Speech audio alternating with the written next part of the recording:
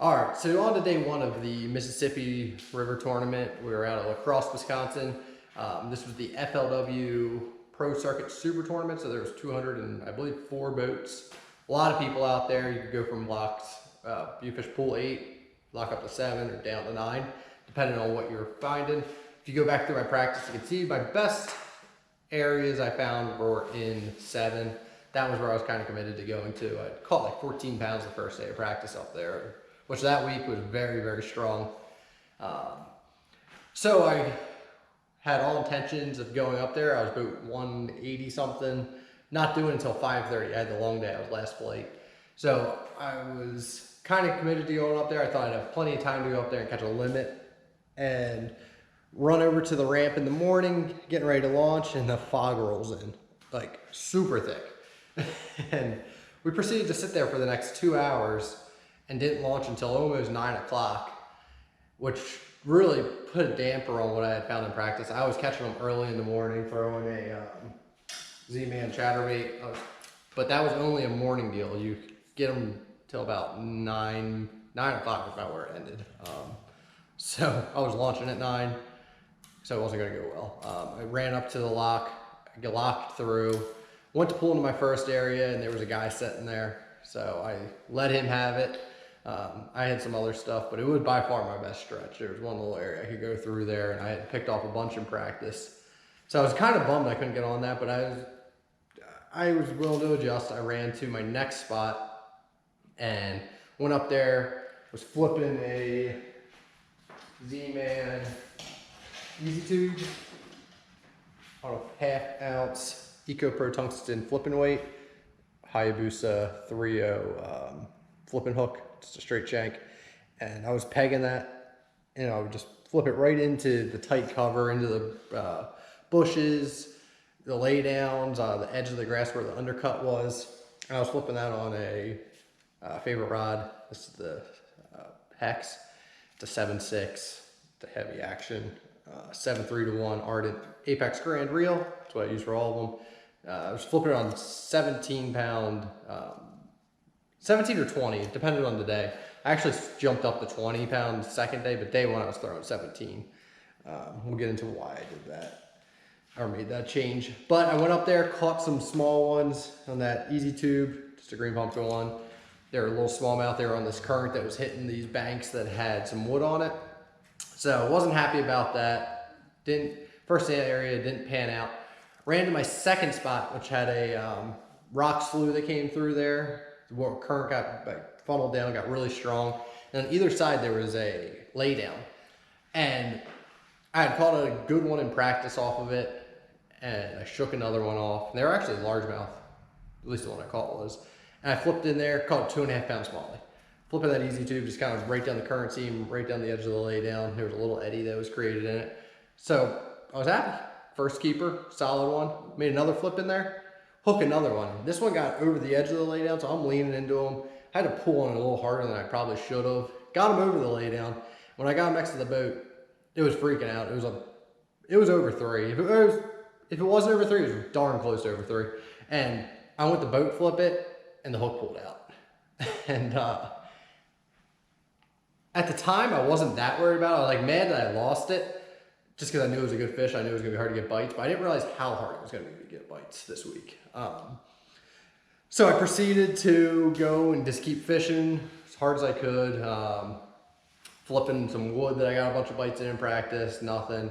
Ran to a new area. There was one that I caught my biggest fish in practice on. It was a 362 smallie. It was in this tree. So kind of started at the far end of the tree. It was a big one in the water. Flipped up in there, made a couple pitches. It wasn't happening. I flip in there again. I decided to leave it in there a little bit longer and work it a little bit slower. And I think that's what made the difference, but I caught my second keeper largemouth. So I was good, happy about that. Went to the other end of the tree where I had caught the big smallie in practice. Flip in there, hook another one. It was just short. It wasn't big enough. It was 13 inches. So that was kind of a bummer. Run up to my next tree, start fishing this one that had that same current on it. It was all good.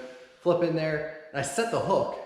And it was the first time I had not retied that day, which is probably on me. I didn't think I had any issues with flipping with 17-pound line because it wasn't super thick there for the most part when I was around, but I must have had a nick in it. Because as soon as I set the hook, I saw the fish roll and broke as soon as it happened.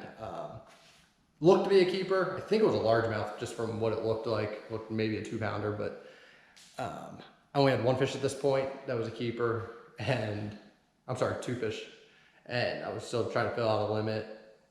So I ran up, kept working this bank, flip up another probably 2.5-pound smallie. Was happy and kind of kept working around. But at this point, I only had 3 fish, and I didn't know exactly what to do. I made the choice to run through a bunch of the wood that I had caught them on earlier and where that eddy was where I caught my first smallie, thinking I could go back through there and catch them again. I just felt like it was a spot that would reload. I caught 2 bites there, so there was more than 1 fish obviously in that area, and it just didn't happen. Maybe a mistake, or maybe I should have gone and tried to fish some other water, but you live and you learn. I was afraid of the whole lock situation as well, so around 3 o'clock, I started running down there. I was gonna go try to get on the area I wanted to start the first morning, and when I got close to the lock, fishing that south end of the pool 7, it was open, and there was 2 boats going in, and I felt like this was a great opportunity to get through there. I didn't want to have to risk not making it back in time. So I walked through and I went fish pool 8, never had another keeper bite. It was kind of frustrating. I came in, had 3 fish for 6.5 pounds, had me in 150 someplace, and I was pretty angry after the first day, to be honest. I didn't like what I found. I knew I was better than what I had found, and I was at the point where it was potentially going to ruin my season, where I was in 5th place for the Angler of the Year points going into this, and basically just needed a solid tournament to lock up a championship spot for Sturgeon Bay without having to really worry too much about it at Erie. But that first day just kind of kicked my butt. It is what it is. I went back to the house, retied, and started developing my game plan for day 2, which we'll talk about next. 55 is Jonathan Van Dam. Thank you, Jonathan. So 186 is going to be Grae Buck. Big Grae. 187. All right, that's lovely.